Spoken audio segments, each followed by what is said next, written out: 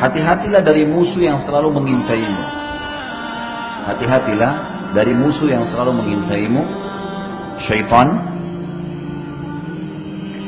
Jangan mudah minta cerai bagi perempuan, dan jangan mudah menceraikan bagi laki-laki. Apa sebabnya nih? Hadis Bukhari. Nabi SAW bersabda, iblis memiliki singgasana di lautan. Setiap hari anak cucunya melapor, saya baru buat orang mabuk, saya baru buat orang dusta, saya baru buat orang riba, saya baru buat orang zina. Sama iblis dianggap biasa semua. Ya sudah. Pas ada anak cucunya mengatakan saya baru menceraikan suami istri, sama iblis diangkat, didudukan di singgasananya, berhenti tugas. Sudah, yang penting sudah rusak satu rumah tangga, cerai, itu sudah prestasi yang paling tinggi dikejar oleh iblis. Kenapa? Rusaknya rumah tangga, ributnya suami istri, Bapak Ibu sekalian, akan mengacaukan seluruh masyarakat.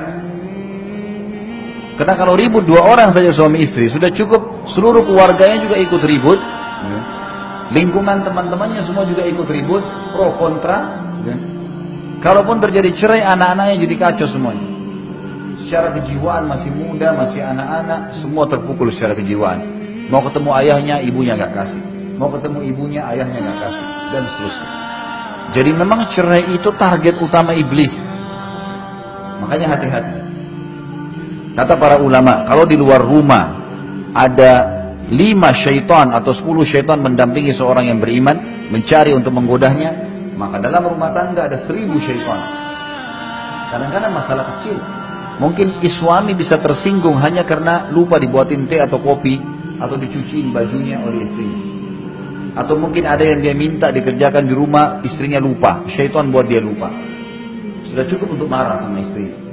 Seorang istri sudah cukup untuk marah, bahkan bisa minta cerai hanya karena ingin diantar ke satu tempat, suaminya belum sempat. Yang betul ada kesibukan.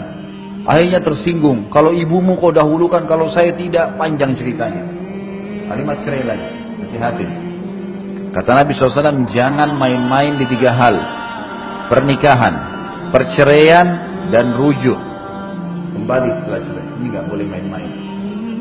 Gak boleh orang dalam Islam, Bapak Ibu punya teman, kemudian Bapak Ibu punya anak laki-laki, temannya punya anak perempuan.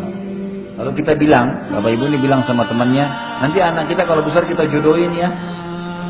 Ini dalam Islam berlaku kalau si teman mengatakan, oke, baik, sepakat. Anak-anak ini gak boleh dinikahin pada saat dewasa kecuali sudah disampaikan. Dulu ayah sama ibu pernah jodohin kamu sama anak itu, mau gak? Oh, saya gak mau ayah, gak mau ibu, ya sudah. Kalau enggak ini terikat, ada hukum di sini. Karena dua-duanya sudah sepakat, dan kata ulama masuk dalam hadis Nabi SAW, al-mu'minuna ala syurutihim. Orang-orang mukmin terikat dengan syarat yang telah disepakati, nggak boleh nikah, nggak boleh main-main. Makanya kalau ada yang bercanda pun, nanti kita jodohin anak kita ya, itu tergantung kalau Allah takdirin. Nggak bisa saya katakan kalau iya ini anak-anak terikat nih. Cerai, nggak boleh nih. Ucapin sembarangan, apalagi bapak-bapak, hati-hati. Pengucapan kalimat cerai, dan kata ulama, hikmah kenapa cerai di tangan laki-laki bukan tangan perempuan, karena mereka pakai akal pikiran. Kalau mau menceraikan masih berpikir nih, ini kedepannya bagaimana, ini nanti bagaimana, anak bagaimana, panjang nih ceritanya. Kalau perempuan tidak, pokoknya ceraikan saya tidak mau tahu. Besok apa terjadi ini urusan nanti. Padahal kalau sudah diceraikan pergi ke rumah orang tuanya nyesel juga nanti. Jadi masalah juga nanti. Banyak orang begitu. Berapa banyak akhwat muslimat yang tanya kepada saya, Ustaz, saya nyesal Ustaz, saya sudah sering tekan suami saya minta cerai, sekarang akhirnya saya diceraikan, saya mau kembali sudah susah. Suami saya sudah sering ucapin sampai 3 kali. Ya hukum syar'i. Kenapa ibu main-main? Gak boleh main-main. Bapak-bapak juga gak boleh main-main nih. Darurat sekali baru diucapin kalimat itu. Betul-betul patokannya adalah pelanggaran agama. Kalau sudah pasangan kita bermaksiat kepada Allah dan kita ajak taubat gak mau, nah ini di sini boleh kita gunakan kalimat mulia itu. Kalau tidak ada pelanggaran agama, Bapak Ibu sekalian, hanya urusan dunia, kurangnya pendapatan, masih butuh pengaturan waktu, adaptasi, tradisi keluarga, anulah ya, mudahkanlah urusan dunia. Bagaimana bapak-bapak tinggal 30 tahun di rumah tangga orang tuanya dengan pola makan, cara berpakaian, cara ngomong, situasi keluarga ada. Ibu-ibu 20 tahun, 25 tahun tinggal di orang tuanya juga dengan pola makan, cara hidup. Berbeda ini. Tiba-tiba disatuin dalam satu rumah tangga. Apa mau tiba-tiba langsung hari pertama sudah cocok? Ada adaptasi. Ada adaptasi. Maka kita harus tahu masalah ini. Hati-hati, jangan main-main. Sampai kata ulama bagi bapak-bapak, kalau ada, saya pernah belajar fikih di tingkat 3 kuliah di kuliah dakwah di Madinah.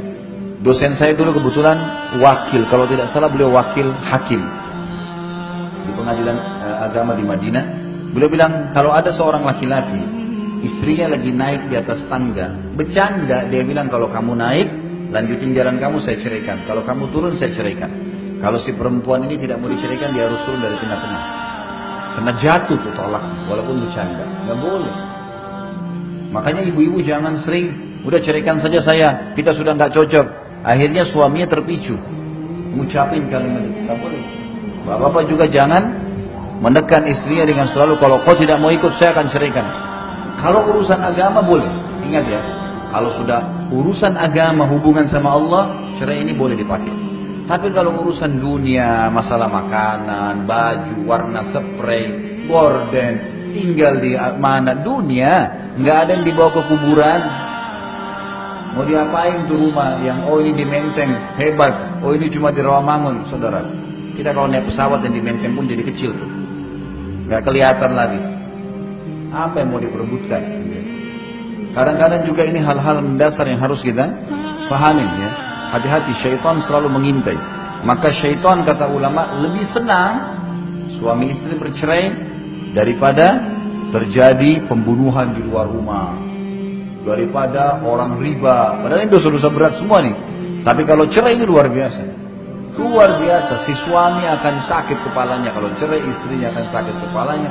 Hidup mereka jadi tidak tenang. Anak-anak jadi korban. Nggak ada orang cerai itu tiba-tiba bahagia. Omong kosong tuh kalau dia bilang saya bahagia. Bohong, nggak bisa. Allah sudah satuin awal dalam kalimat akad. Kalau ada masalah-masalah yang dihadapin, selama bukan pelanggaran agama, toleransi, maafin.